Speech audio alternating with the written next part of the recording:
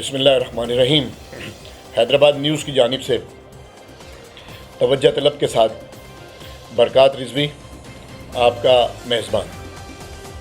नाज़रीन, हम हर बुध को ये प्रोग्राम तवज्जो तलब आपकी खिदमत में पेश करते हैं और हस्बे रिवायत फिर हम वहीं से शुरू करेंगे जहाँ से पिछले प्रोग्राम को, जिसमें डोमेस्टिक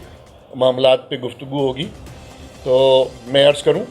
इस वक्त जो हमारा डोमेस्टिक इशू बिलखुसूस सिंध में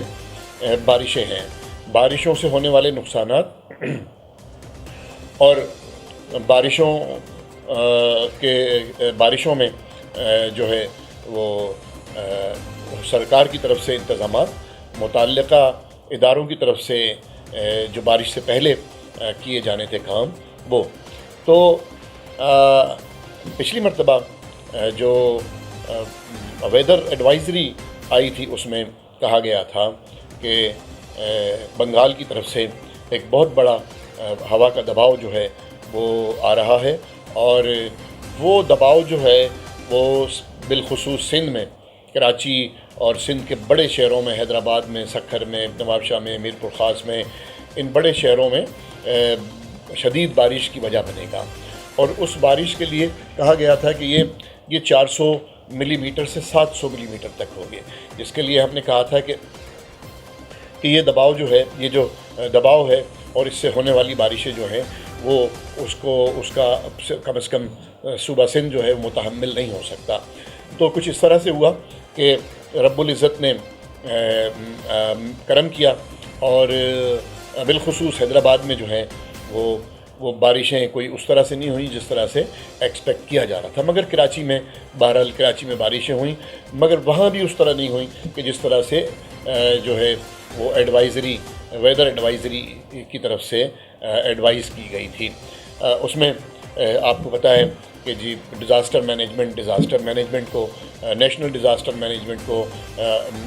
आर्मी के एक जनरल साहब जो हैं वो सर्विंग जनरल हेड करते हैं। तो उनकी वजह से वहाँ पे रातों रात जो है वो ख़ासे काम हुए और जो बड़े नाले हैं उन नालों से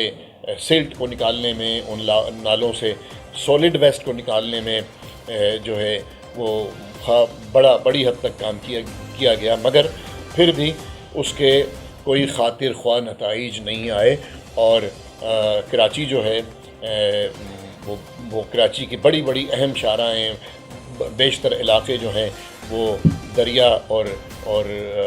नदियों का मंज़र पेश कर रहे थे, जिससे वहाँ कराची में लोगों को, जो कराची के बाशिंदे हैं, उन्हें शदीद मुश्किलात का सामना करना पड़ा। तो इसी तरह से हैदराबाद में भी कोई ख़ास बारिश नहीं हुई, मगर उसके बावजूद भी शहर के मुख्तलिफ़ हिस्सों में, मुख्तलिफ़ आबादियों में पानी जमा हुआ जो ताहाल मौजूद है, जिसके निकालने का अभी तक कोई खातिर ख्वाह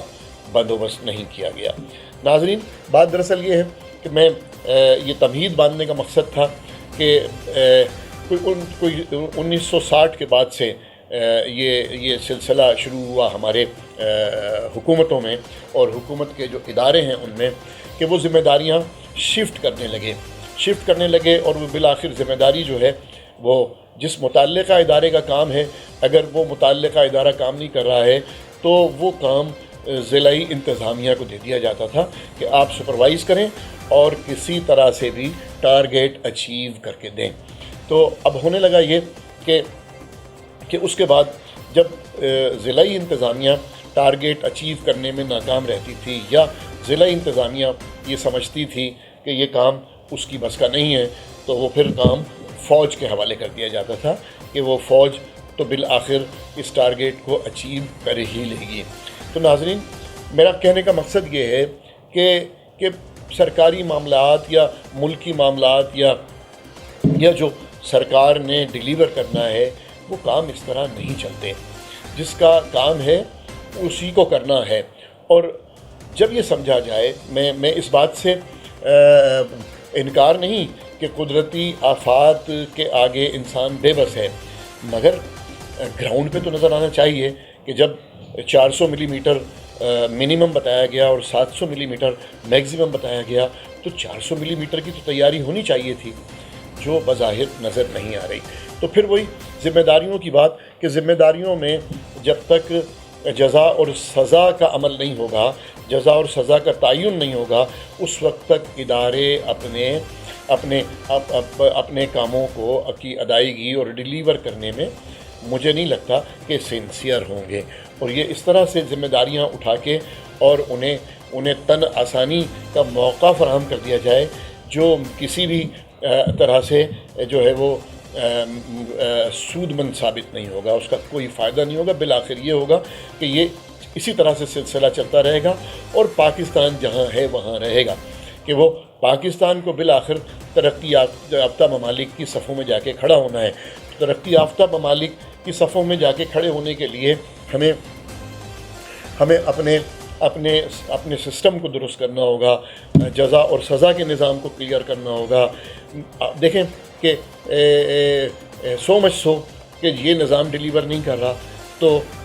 جناب علی یہ جو ہے ڈیولیشن آف پاور کا نظام دیا گیا۔ ڈیولیشن آف پاور کا نظام جب 5 سال کے بعد جب دوسرا 5 سال اپنا ٹرم پورا کر رہا تھا، تو پھر میرا ذاتی خیال ہے کہ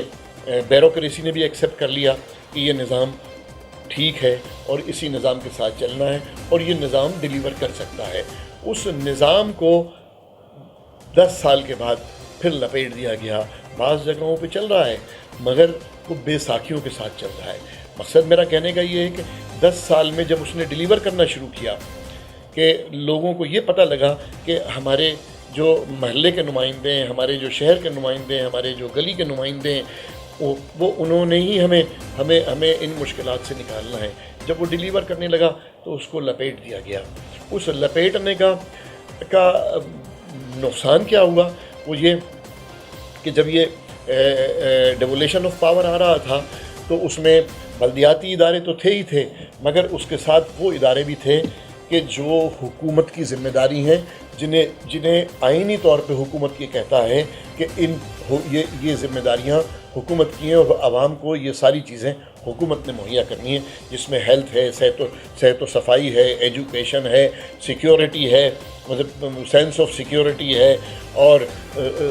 سڑکیں ہیں، گلیاں ہیں، سیوریج کا نظام ہے۔ یہ ساری چیزیں جو حکومت نے دینی ہے وہ ان کو ڈیولیشن آف پاور کے ذریعے نیچے لائے تھے، اور پھر انہیں ان اداروں کو با اختیار کیا تھا کہ وہ اپنی ہی لیول پہ، اپنی ہی سطح پہ A to Z مثلا کہ وہ احکامات بھی جاری کریں اور فائنینشیل معاملات کو بھی ڈیسائیڈ کریں۔ اس کو واپس کرنے کے بعد اب کچھ علاقوں میں یہ نظام، ملک کے کچھ علاقوں میں یہ نظام چل رہا ہے، مگر وہ میری اطلاعات کے مطابق وہ بے ساکھیوں پہ ہے، اپنے پیروں پہ نہیں ہے، گو کہ 2010 میں وہ اپنے پیروں پہ کھڑا ہو گیا تھا۔ تو میرا کہنے کا مقصد یہ ہے کہ جب تک ہم CRPC، PPC، minor act, major act, traffic کے قوانین، فوڈ لاز اور جناب علی یہ اس میں امتحانوں میں نقل کے رجحان، یہ چھوٹے چھوٹے میرا اشارہ جو ہے وہ مائنر ایکٹ کی طرف ہے۔ میرا اشارہ جو ہے وہ ایسے جرائم کہ جو کسی کو بھی اخلاقی طور پہ مجرم بناتا ہے۔ اخلاقی طور پہ مجرم بنانے کا مقصد میرا یہ ہے کہ ٹریفک کی قانون کی خلاف ورزی بڑا چھوٹا جرم ہے۔ ہمارے ہاں کھانے پینے کی چیزوں میں ملاوٹ بڑا چھوٹا جرم ہے۔ ہمارے ہاں امتحان میں نقل کرنا بڑا چھوٹا جرم ہے۔ ہمارے ہاں جو ہے وہ جھوٹ بولنا بڑا چھوٹا جرم ہے۔ ہمارے ہاں اسی قسم کی بے شمار چیزیں کہ جنہیں بہت چھوٹا جرم سمجھا جاتا ہے، اس جرم کو حکومت کے قوانین کے تحت اس پہ کوئی خاص گرفت نہیں ہے، جس کی وجہ سے وہ جرم بالآخر جب ہمارا نونہال بڑا ہوتا ہے اور بڑا ہو کے اس قابل ہوتا ہے کہ وہ ملک کے لیے ڈیلیور کرے، یا اس قابل ہوتا ہے کہ وہ اپنی پریکٹیکل لائف میں آئے، تو اس کی سوچ ہی کچھ اور ہوتی ہے۔ تو اس سوچ کو تبدیل کرنے کے لیے، اس سوچ کو ٹھیک کرنے کے لیے گو کہ دونوں طرف سے جو ہے وہ وہ عملی اقدامات ہونے چاہیے، مطلب حکومت کی طرف سے بھی اور عوام پاکستانیوں کی طرف سے بھی، مگر ساتھ ہی ساتھ کیونکہ اس میں حکومت کا بڑا اہم رول ہوتا ہے، تو جب تک حکومت کی طرف سے عوام کو انگیج کر کے ان چیزوں کو درست نہیں کیا جائے گا تو ہم اپنی چیزوں میں ٹھیک نہیں ہو سکیں گے۔ تو چاہے وہ بجلی کا نظام ہو، چاہے وہ گیس کی سپلائی ہو، بجلی کی سپلائی ہو، پانی کی سپلائی ہو، ان ساری چیزوں میں اگر یہ جب آپ ان ڈیپتھ جب اس میں جاتے ہیں تو پتہ لگا کہ وہ خرابی ہم دونوں کے ہی درمیان ہے، حکومت اور عوام کے درمیان۔ ناظرین ایک بریک لیتے ہیں، بریک کے بعد پھر حاضر خدمت ہوں گے اسی ٹاپک کے ساتھ۔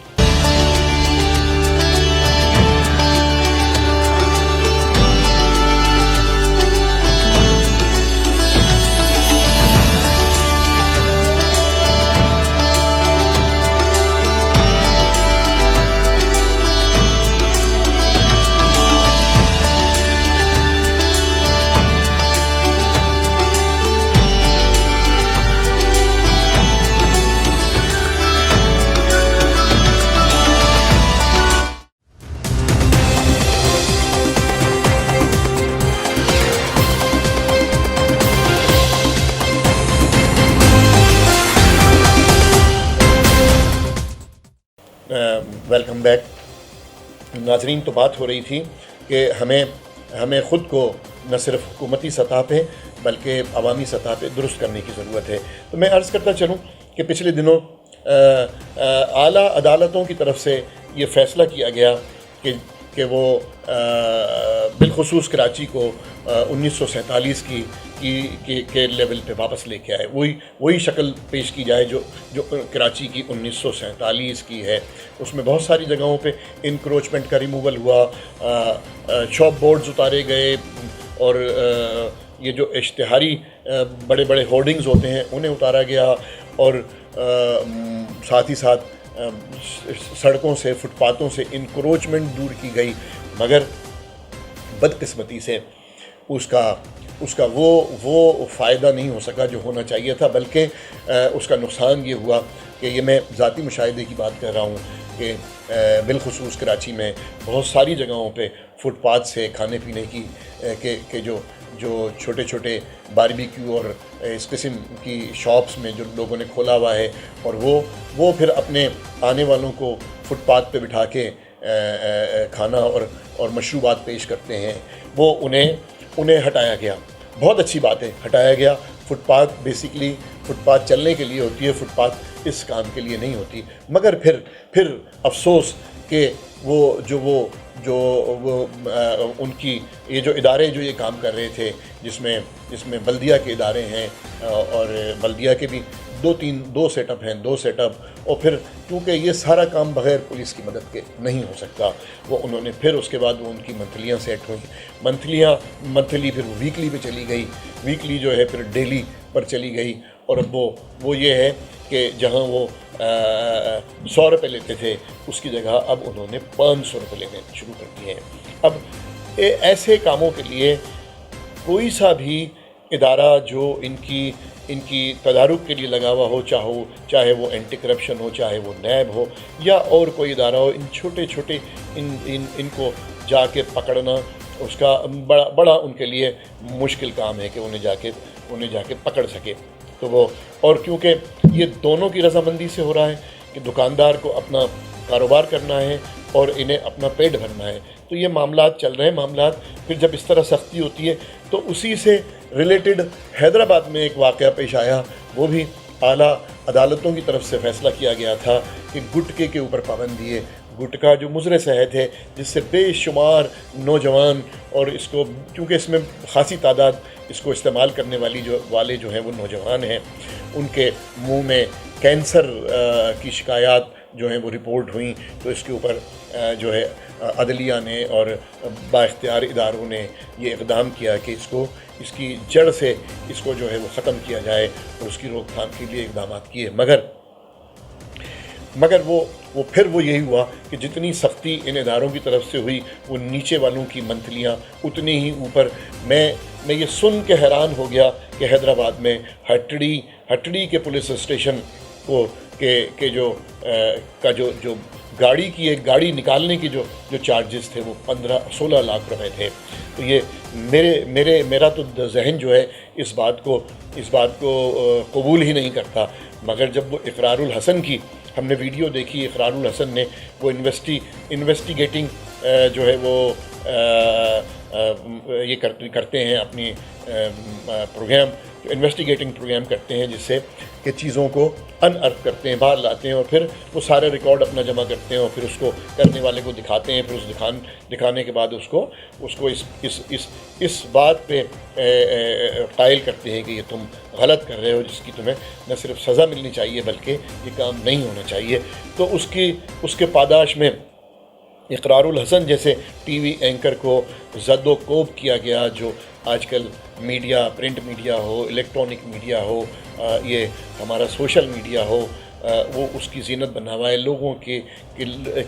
ज़ुबान पर है ये कि इकरारुल हसन के साथ ज़्यादती की गई। तो मैं ये कहना चाह रहा हूँ कि हम ज़हनी तौर पे इतनी पस्ती में चले गए हैं, इतनी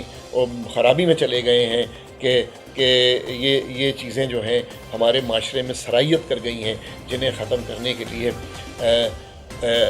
अबलाग तो है ही है, एक बड़ा इम्पोर्टेंट रोल प्ले करता है, मगर साथ ही साथ हुकूमत और मुतल्लिक़ा इदारों को अपने गिरां कदर खिदमत अंजाम देनी होंगी, ताकि पाकिस्तान जो है वो इक़्तिसादी तौर पे जो है अपना मकाम बना सके, एक अच्छे मुल्क के तौर पे अपना मकाम बना सके। तो मैं इसी के साथ फिर एक ब्रेक की तरफ जाऊंगा और फिर आते हैं आपकी खिदमत में दोबारा हाजिर होंगे।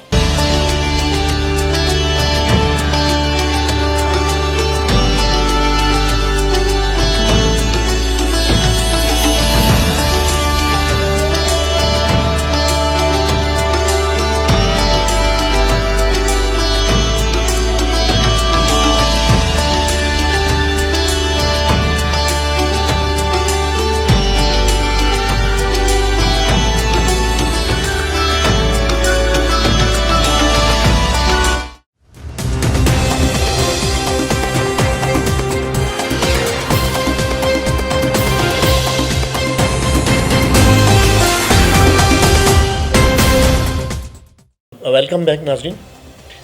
हमारी अब आते हैं इंटरनेशनल जो मामलात चल रहे हैं उस पर बात करेंगे। तो मैं अर्ज़ करता चलूँ कि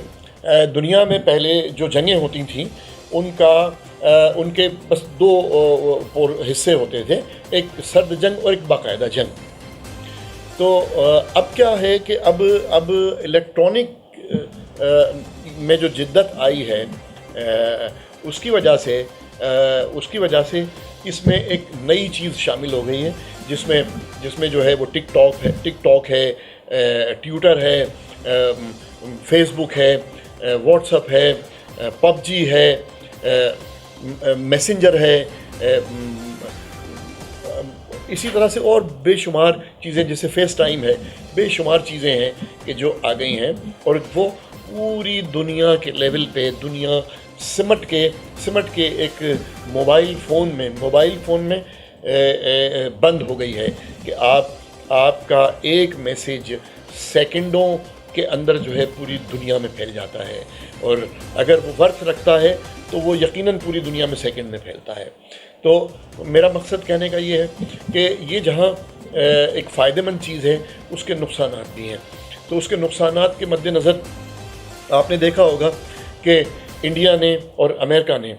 इंडिया ने तो टिकटॉक पे पाबंदी लगाई, बल्कि इंडिया से पहले पाकिस्तान ने पबजी पे पाबंदी लगाई। तो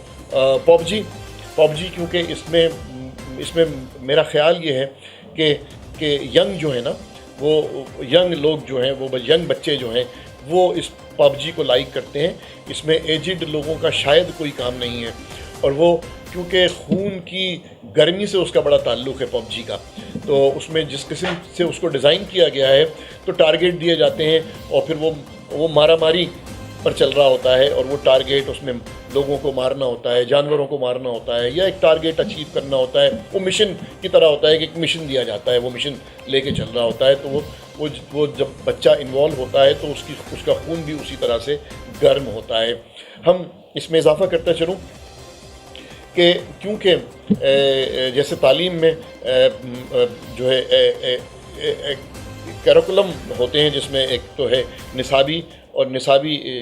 کتب جو ہے نصابی, اور پھر وہ جو ہے پھر کھیل, اور اس کا جو ہے فزیکل ایجوکیشن اور فزیکل ایجوکیشن. فزیکل ایجوکیشن جو ہے وہ اس لیے تھا کہ ینگ بچے میں توانائی جو ہے وہ بن رہی ہوتی ہے. اس توانائی کو مثبت یوز کے لیے اس کو فزیکل ایجوکیشن کی طرف ڈالا جاتا تھا, تاکہ وہ اپنی توانائی کو کسی غلط جگہ صرف نہ کریں. اب یہ جو پب جی وغیرہ ہیں, تو یہ توانائی تو خرچ نہیں ہو رہی, خون گرم ہو رہا ہے اور سرد ہو رہا ہے, گرم ہو رہا ہے, اس میں بوائل ہو رہا ہے, اور پھر وہ واپس اپنے نیچے ڈاؤن ہوتا ہے, پھر بوائل ہوتا ہے اس میں. تو جو اس کی مینٹل ایکسرسائز کے لیے بھی میرا ذاتی خیال ہے کہ کوئی اچھی چیز نہیں تھی. بہرحال پاکستان نے اچھا اقدام کیا اور پب جی پہ پابندی لگائی. اس کے ساتھ ساتھ جو ہے انڈیا نے ٹک ٹاک پہ پابندی لگائی, اور انڈیا نے ٹک ٹاک پہ پابندی لگائی. اسی طرح سے ابھی حال ہی میں ریسنٹلی امریکہ کے پریزیڈنٹ نے ایک آرڈر ایشو کیا ہے جس میں ٹک ٹاک پہ پابندی لگائی ہے. تو بنیادی طور پہ یہ پابندیاں اس لیے لگائی جا رہی ہیں کہ یہ بھی سرد جنگ کا ایک حصہ ہے, اور اس سے یہ جو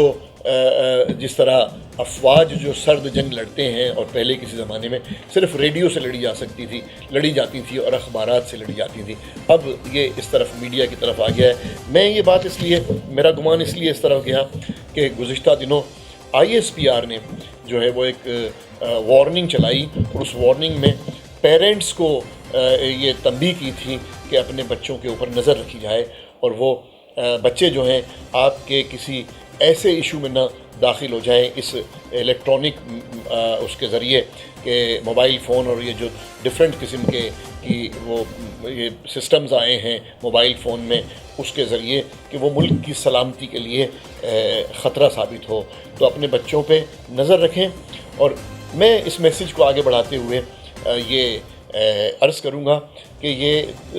ڈیول ایجڈ ویپن ہے, دو دھاری ہتھیار ہے, جس سے چیزیں دونوں طرف سے کٹ سکتی ہیں. اس کو اچھے والی سمت میں بھی لے جایا جا سکتا ہے, اس کو بری والی سمت میں بھی لے جایا جا سکتا ہے. تو خدا را کہ اپنے بچوں پر نظر رکھیں کہ وہ موبائل فون میں کس چیز کو یوز کر رہے ہیں اور وہ کیا کر رہے ہیں, اور موبائل فون کے لیے کوئی لائحہ عمل بنائیں اور اس کے استعمال کے لیے ٹائم ٹیبل بنائیں, اور کہ وہ یہ ٹائم ہے موبائل فون کے استعمال کرنے کا اور یہ ٹائم موبائل فون کے استعمال کرنے کا نہیں ہے. کوشش کریں کہ موبائل فون کو اپنی موجودگی میں استعمال کروائیں. تو یہ ممالک جو ہیں وہ اس سے ثابت ہوتا ہے کہ ابھی پچھلے دنوں دیکھیں بڑی اہم سی بات ہے. اہم سی بات اس لیے ہے کہ امریکہ کے پریزیڈنٹ سے ریلیٹڈ ہے. امریکہ کے پریزیڈنٹ کا ٹویٹر کی انتظامیہ نے امریکہ کے پریزیڈنٹ کا ٹویٹر اکاؤنٹ بند کر دیا, اور اس کی وجہ بتائی جاتی ہے کہ کووڈ میں ان کی طرف سے جو غیر ذمہ دارانہ بیانات دیے گئے وہ جو ہیں وہ اس کو ٹویٹر کی انتظامیہ نے اس میں کارروائی کرتے ہوئے اس کو انہیں بند کرنا پڑا. اسی طرح اسرائیل نے ایک سلسلہ شروع کیا ہوا ہے اسٹار آف دی ڈیوڈ میں وہ آگ لگا ہوا انسان دکھا رہے ہیں. وہ عجیب قسم کا میسیج ہے. یہ میسیج بچوں کے معاشرے کے سسٹم کو خراب کرتے ہیں, بچوں کے ذہنوں کو خراب کرتے ہیں. تو خدا را میرا جو ہے آپ سے پھر ایک مرتبہ اس فورم سے یہ درخواست ہے کہ اپنے بچوں پر نظر رکھیں اور اس کو جو ہے وہ خراب سمت میں جانے سے روکیں. تو میری دوسری اب میں آ رہا ہوں کہ بڑی اہم اور اچھی خبر کی طرف کہ ماشاءاللہ پاکستان کو اور نہ صرف پاکستان کو بلکہ پاکستان کی معیشت کو انٹرنیشنل لیول پہ جو جو ادارے ہیں جو اس کو مانیٹر کرتے ہیں انہوں نے اقوام متحدہ نے سراہا ہے پاکستان میں کووڈ-19 کی میں جو پاکستان کی کہ حکومت اور پاکستان کی عوام نے جس طرح سے اس کو فیس کیا ہے اور اس کو ختم کرنے میں اور اس سے لڑنے میں جو کامیابی حاصل کی ہے، میں وہ مبارکباد بھی دوں گا اور آپ کو اس طرف سے یہ بھی بتاؤں گا کہ ہمیں انٹرنیشنل لیول پہ سراہا گیا ہے۔ معیشت کے لیے بھی کہا گیا ہے کہ ہماری معیشت بھی جو ہے وہ بہتر، مگر پھر بھی میں ایک بریک پہ جاتے ہوئے مگر پھر بھی آپ سے یہ عرض کروں گا کہ ہمیں اس کووڈ-19 کے معاملے میں بہت احتیاط کرنی ہے، اور نہ صرف بہت احتیاط کرنی ہے بلکہ اس کے ساتھ کافی عرصے تک زندہ بھی رہنا ہے۔ تو ایک بریک لیتے ہیں، پھر اس کے بعد پھر حاضر ہوتے ہیں اور پھر باقاعدہ سرحدوں کی صورتحال اور دنیا میں بدلتے ہوئے ملکی تعلقات پر روشنی ڈالیں گے۔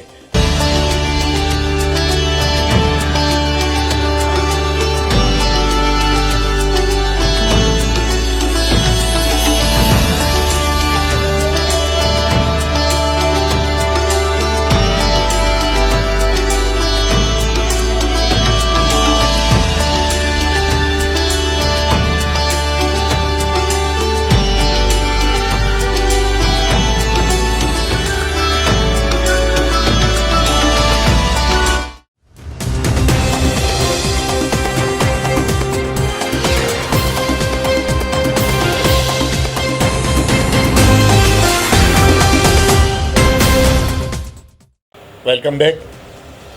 ناظرین۔ تو بات ہو رہی تھی کووڈ میں کامیابی اور معیشت کی بہتری۔ تو سب سے پہلے تو رب العزت کی ذات پر یقین ہے اور بھروسہ ہے کہ وہ یقیناً یہ جو دنیا کے حالات تبدیل ہو رہے ہیں، اس حالات کی تبدیلی میں پاکستان سے خوشی کی اور پاکستان کی ترقی کی، پاکستان کی جو معیشت کی بہتری کی خبریں آئیں گی، تو اور ایسا ہو رہا ہے۔ تو ناظرین، سرحدوں کی صورتحال بالخصوص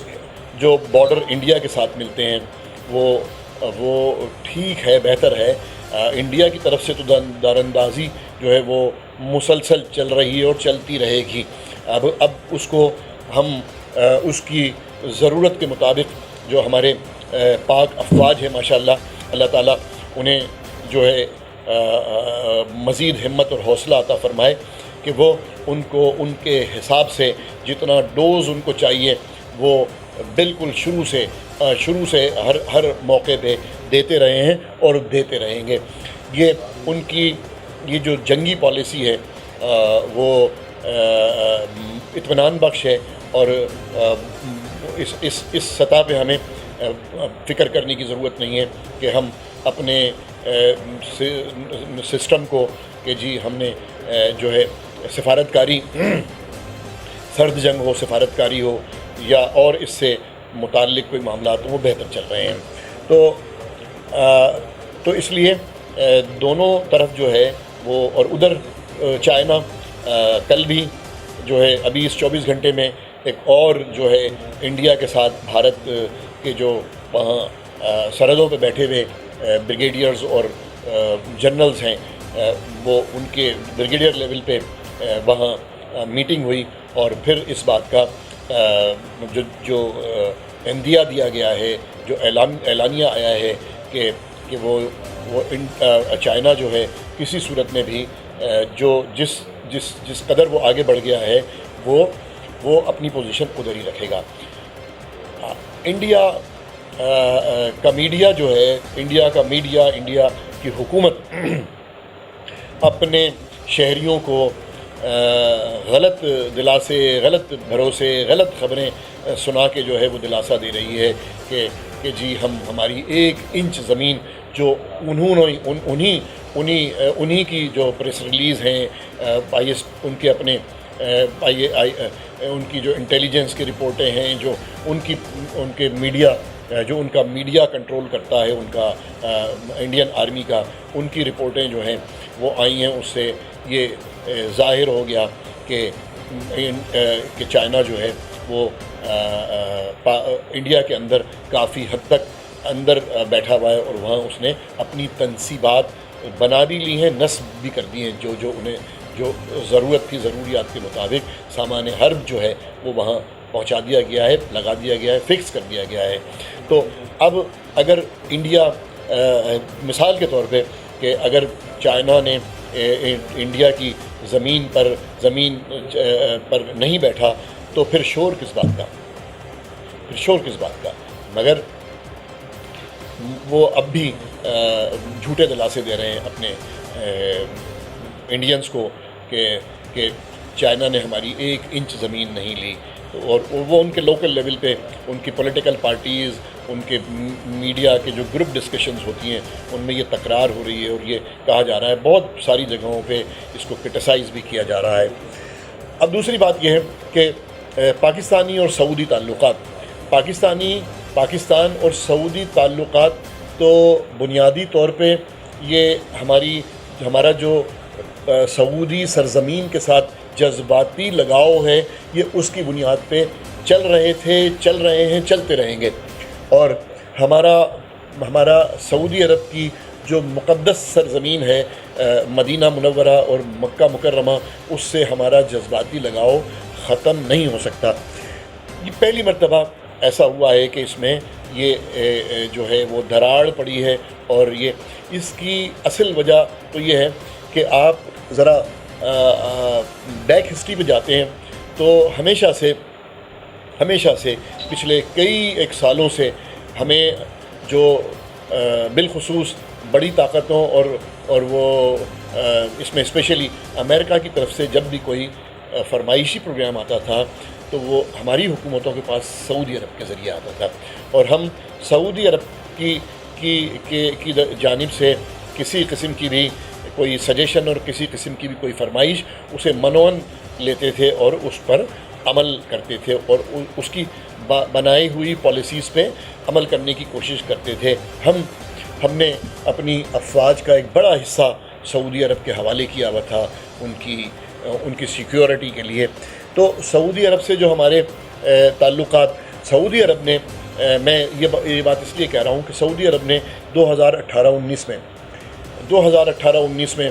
سی پیک میں شامل ہونے کی خواہش ظاہر کی، اور گوادر میں انہوں نے گوادر کے حوالے سے بات کی۔ ہم نے اس پہ بھی کچھ دوست ممالک کو ناراض کر کے انہیں شامل کیا، مگر وہ ان کی شمولیت، میرا ذاتی خیال یہ ہے کہ جس مقصد کے لیے وہ شامل ہونا چاہ رہے تھے، یا جن کے لیے وہ شامل ہونا چاہ رہے تھے، کہ وہ کسی طرح سے سی پیک کا جو پروجیکٹ ہے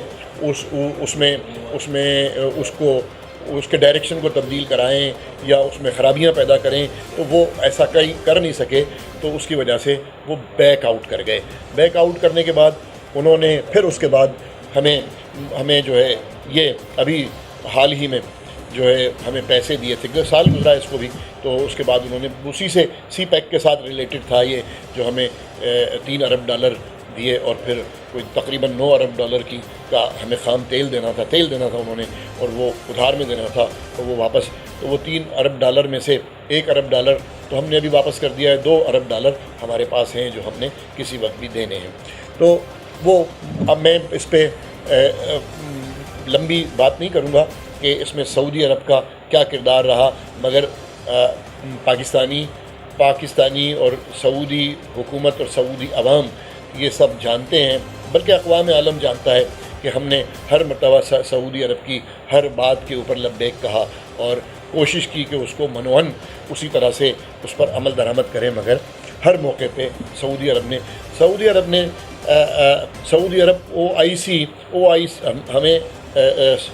نے OIC میں ہماری درخواست کو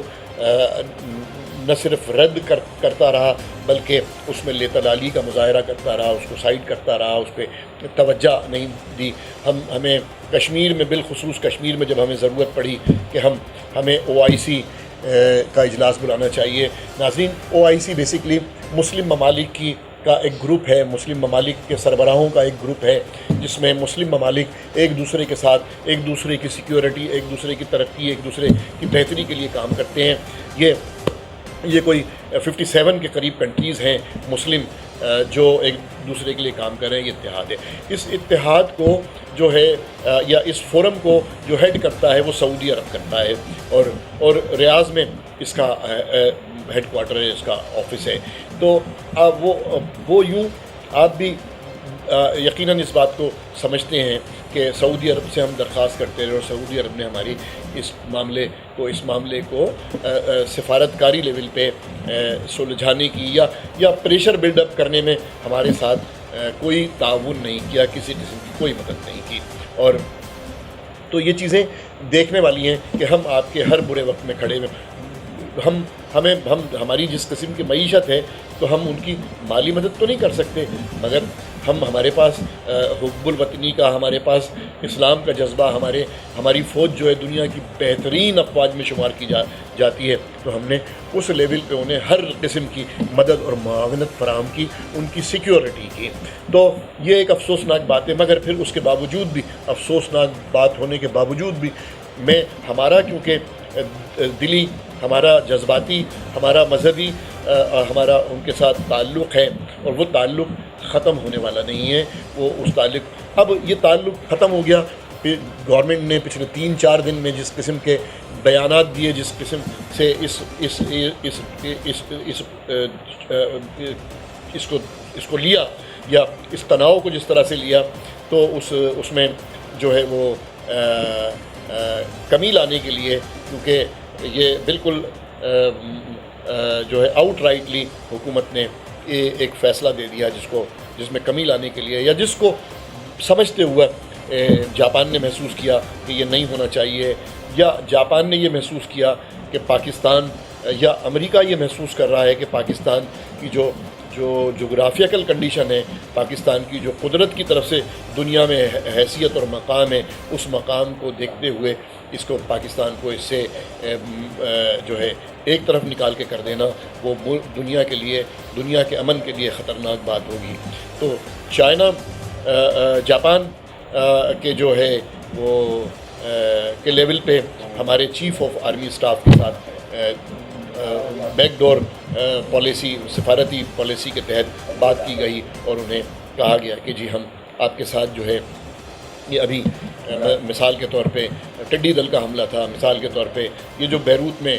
دھماکہ ہوا ہے وہ، اور اس قسم کے اور بہت سارے فصلوں، ایگریکلچر کے اوپر ہماری بڑی ایکسپرٹیز ہیں، سیکیورٹی سسٹم کے اوپر ہماری بڑی ایکسپرٹیز ہیں، وہ ہم مدد دینا چاہتے ہیں، آپ ہم سے بات تو کریں، دروازے نہ بند کریں۔ اب تو یہ ہر خاص و عام کو پتہ ہے کہ 2 واضح گروپ بن گئے ہیں، جس کو ایک کو چائنا لیڈ کر رہا ہے اور ایک کو امریکہ لیڈ کر رہا ہے۔ جاپان جو ہے وہ امریکہ کے گروپ میں ہے، جرمنی جو ہے وہ امریکہ کے گروپ میں ہے، اسی طرح سے ان کا بھی ایک G7 بنا ہوا ہے، یہ کنٹریز، جس میں نے پچھلی مرتبہ کہا تھا کہ ان کے گروپ میں ٹوٹ پھوٹ شروع ہو گئی ہے۔ جاپان ادھر آیا، اب اس کے آنے کے 2 مقصد ہو سکتے ہیں،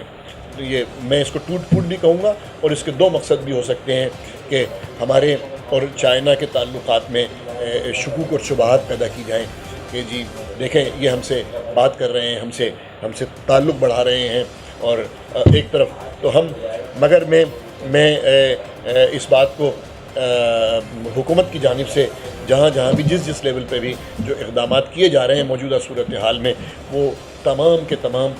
ماشاء اللہ اطمینان بخش ہیں۔ اور یہ جو سعودی عرب اچھا جاپان کے اس کے ساتھ ہی جو ہے امریکہ کی جانب سے ان کے فارن منسٹر نے ابھی حال ہی میں بات کی ہے، اور وہ ان کا کہنا یہ ہے کہ پاکستان کو جو ہے وہ ہمارے فارن منسٹر سے کہ کہنا یہ ہے کہ پاکستان کو سفارتی دروازے بند نہیں کرنے چاہیے، انڈیا سے بات کرنی چاہیے، سعودی عرب سے بات کرنی چاہیے۔ یہ دونوں حوالوں پر انہوں نے جب یہ سجیشن دی اور اس پہ بات کی، تو اس کے 2 مقصد نکلتے ہیں۔ یا تو انہوں نے یہ سمجھ لیا کہ پاکستان کو اس طرح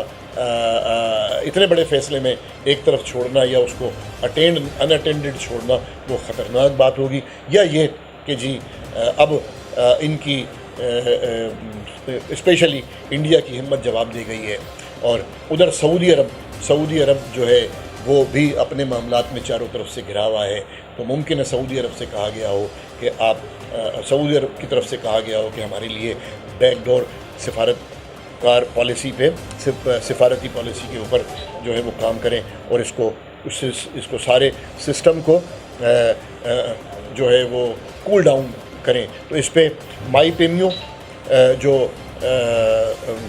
جو امریکہ کے ڈیفنس سے ریلیٹڈ ہیں، انہوں نے جو ہے وہ اس سلسلے میں یا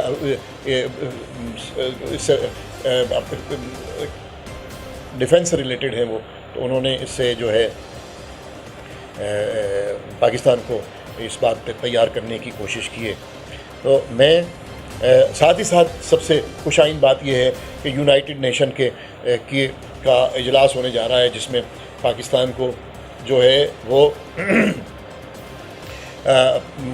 پاکستان میں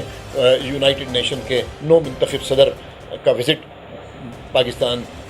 ہو رہا ہے، اور وہ ممکن ہے پاکستان کو اس بات پہ راضی کریں گے کہ یہ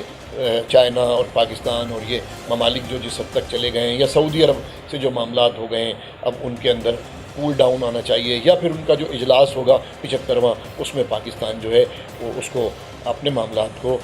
ٹھنڈا رکھے، وہ وہاں ٹینشن نہ پیدا ہونے دے، اور اپنی چیزوں کو خوش اسلوبی سے لے کے چلے۔ ناظرین، ویڈیو بہت طویل ہو گئی ہے، اسی کے ساتھ آپ سے اجازت چاہوں گا، اور پھر انشاءاللہ پھر آئندہ بدھ کو حاضر ہوں گے نئی تفصیلات کے ساتھ۔ آپ سے درخواست ہے کہ اسے ہمارے توجہ طلب کو جو ہے وہ یوٹیوب پہ سبسکرائب کریں، اور لائک کریں، فیس بک پہ لائک کریں، اور اس کو جو ہے اپنی تجاوزات سے ہمیں آگاہ کریں۔ السلام علیکم۔